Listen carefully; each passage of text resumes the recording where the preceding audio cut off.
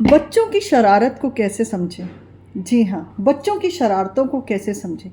बच्चे शरारत करते हैं, बहुत बार करते हैं। उसका सबसे बड़ा प्रभाव जब बच्चा घर से स्कूल जाता है। जी हाँ, जब बच्चा घर से स्कूल जाएगा तो वहाँ उसका वातावरण बदल गया। अब वो इस वातावरण में किन बच्चों के साथ बैठ रहा है, किन बच्चों के साथ उसको बैठना अच्छा लग रहा है और किन बच्चों के साथ उसको अपना तालमेल बिठाना नहीं आ रहा। कई बार हम अपने बच्चों को घर पर ही बहुत ज़्यादा रिस्ट्रिक्शन में रखते हैं तो बच्चे स्कूल में भी दबे दबे रहते हैं, जिससे वो अपनी भावनाओं को नहीं खोल पाते हैं। इसलिए बच्चों की भावनाओं को ज़्यादा दबाएं नहीं, उनकी भावनाओं को समझकर उनको सही सलीके सिखाएं, सही संस्कार सिखाएं। अब बच्चा स्कूल में जाकर किस प्रकार के बिहेवियर को घर में आकर कर रहा है, ये आपको ध्यान देना होगा। अगर वो बहुत ज़्यादा नॉटीनेस की बातें कर रहा है, बहुत ज़्यादा गॉसिप कर रहा है, तो यानी कि वो बहुत ज़्यादा बातें करने वाले बच्चे के साथ बैठ रहा है।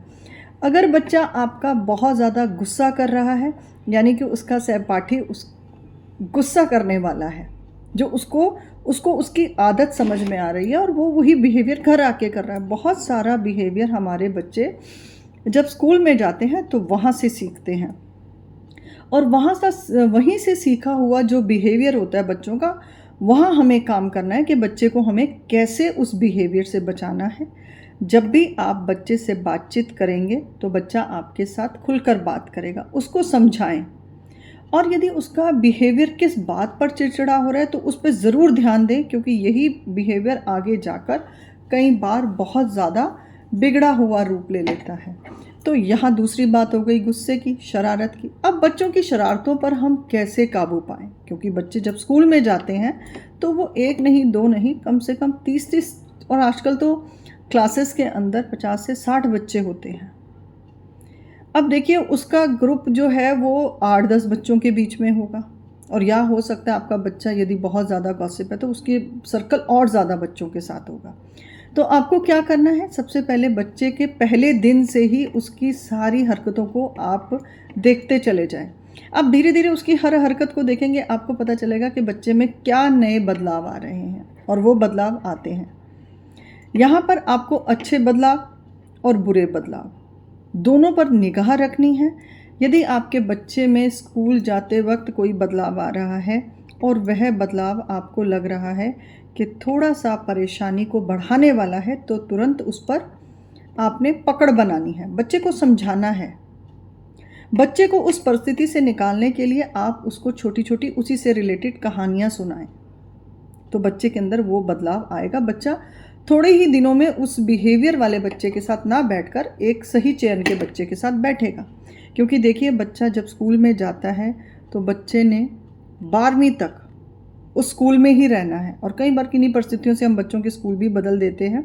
तो हमें यहाँ पर ध्यान देना होगा कि हम किस प्रकार से बच्चों को अपने ठीक रखें कि उनके ऊपर स्कूल का प्रभाव पड़े, परंतु इतना अधिक ना पड़े कि उनके जीवन को जीने के जो तरीके हैं, जो आपने संस्कार डाले हैं, कहीं वो बाहर जाने से संस्कार बदलने तो नहीं शुरू हो गए। क्योंकि देखिए, संस्कार भी बदलता है जब बच्चा बाहर जाता है। तो अपने संस्कारों पर बच्चों का ध्यान रखें, और संस्कारों से ही बच्चे की नींव मजबूत बनेगी। इसलिए उसको आपने समझाना भी है कि वो दिनचर्या के अंदर, स्कूल के अंदर अपना कैसा बिहेवियर रखेगा।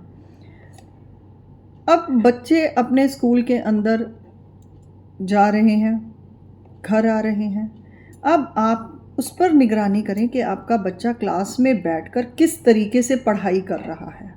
आपको ट्यूशन की ज़रूरत ही नहीं पड़ेगी यदि आप पहले दिन से बच्चे के साथ अपने आप को जोड़ के रखेंगे, क्योंकि अब बच्चा घर से बाहर जा रहा है, इसलिए आपको उसको सुनना है।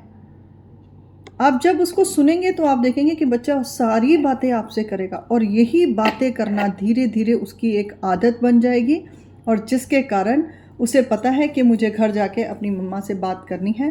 फिर वो चाहे गलत बात करे, अच्छी बात करे, वो आपको सब बातें बताएगा।